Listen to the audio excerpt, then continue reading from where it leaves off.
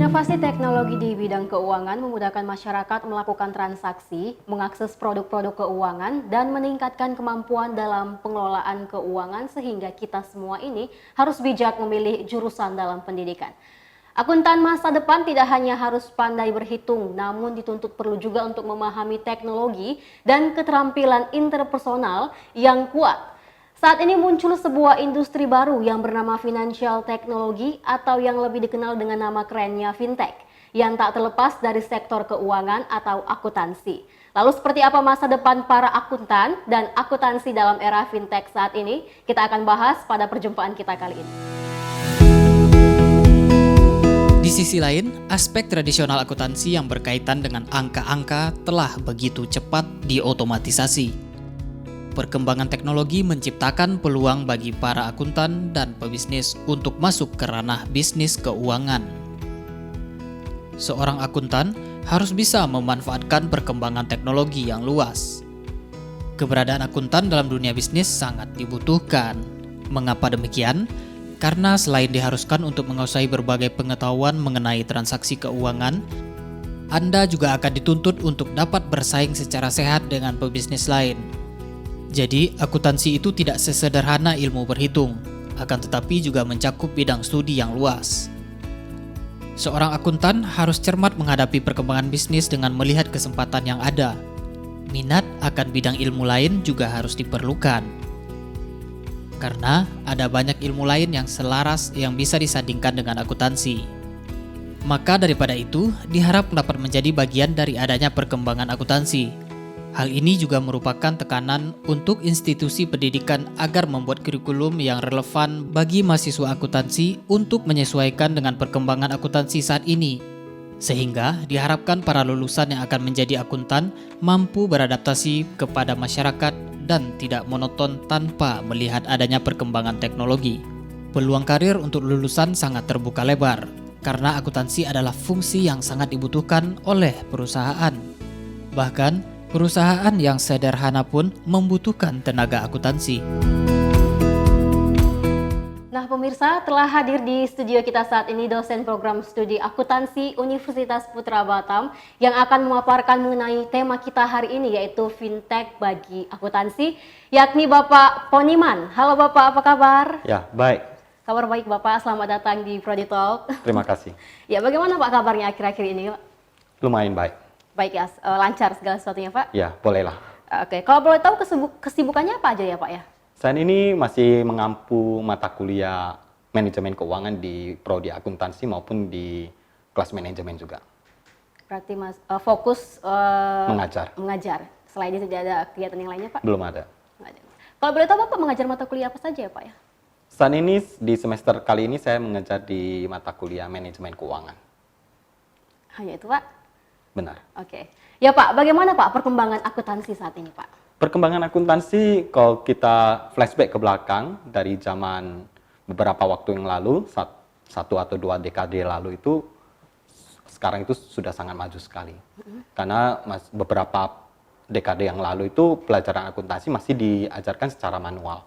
Sekarang bahkan sudah ada program-program seperti MAYOB yang bisa membantu mahasiswa untuk mengenal cara menyusun laporan keuangan secara digital. Dan sekarang teknologi sudah sangat membantu untuk itu dan mempermudah. Kalau begitu perkembangan tersebut cukup berpengaruh tidak terhadap jurusan atau prodi akuntansi?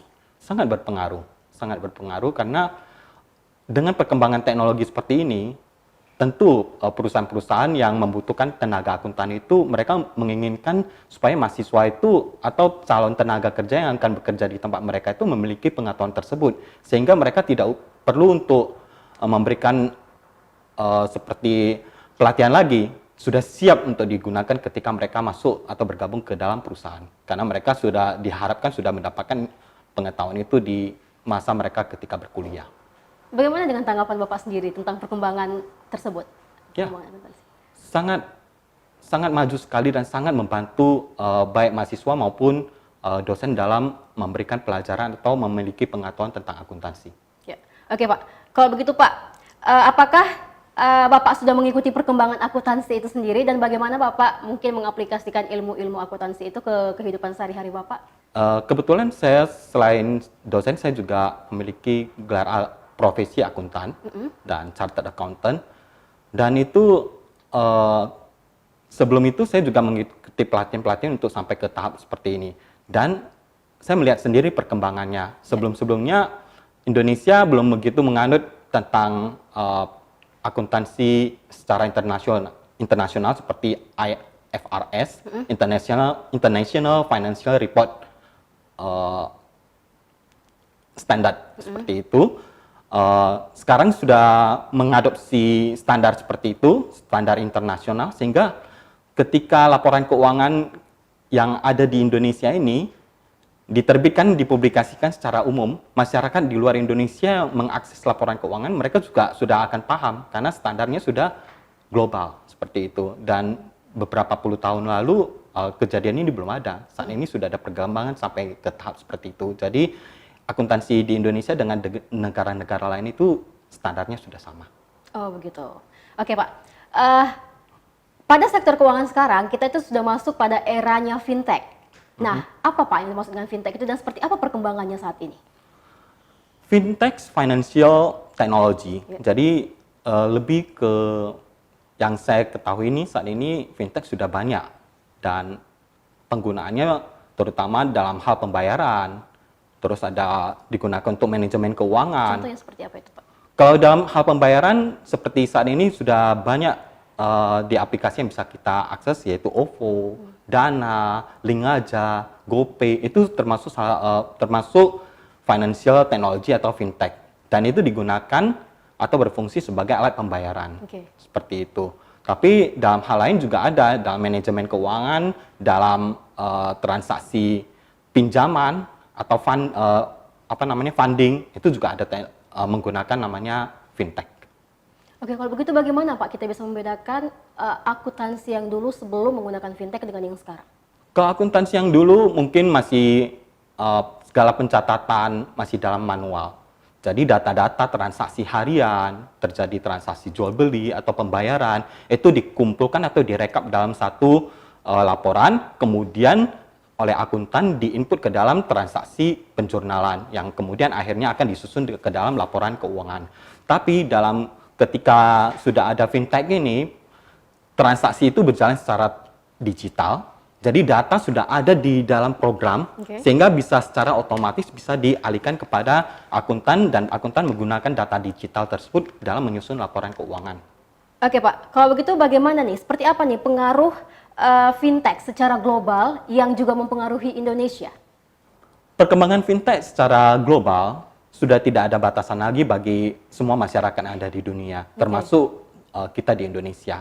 Di Indonesia, seumpamanya kalau kita bepergian ke luar negeri, kita bisa menggunakan aplikasi keuangan yang ada di Indonesia ini untuk melakukan transaksi pembayaran seumpamanya, tagihan-tagihan yang ada di Indonesia.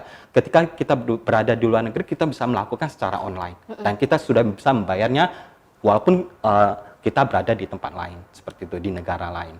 Kalau gitu apa nih keunggulan fintech ini sendiri dari yang manual dulu? Kalau secara manual, pembayaran kan membutuhkan waktu. Kita harus berhadapan langsung dengan yang operatornya, atau kita harus ke counternya, ke kantornya untuk melakukan satu transaksi keuangan. Sekarang dengan ada fintech, pembayaran sekarang sudah bisa hanya berada di genggaman kita. Dengan menggunakan HP, kita bisa melakukan transaksi pembayaran maupun transaksi apapun yang berhubungan dengan keuangan yang tersedia di dalam aplikasi financial technology tersebut. Lalu itu kira-kira ada dampak negatifnya juga nggak Pak ya? Ya, dampak positif dan negatif selalu ada. Positif selalu dampaknya ya mempermudah para pengguna teknologi ini untuk mempermudah mereka dalam hal pembayaran atau transaksi keuangan dimanapun mereka berada tanpa batas. Kekurangannya seperti ini, pasti ada dampak negatifnya.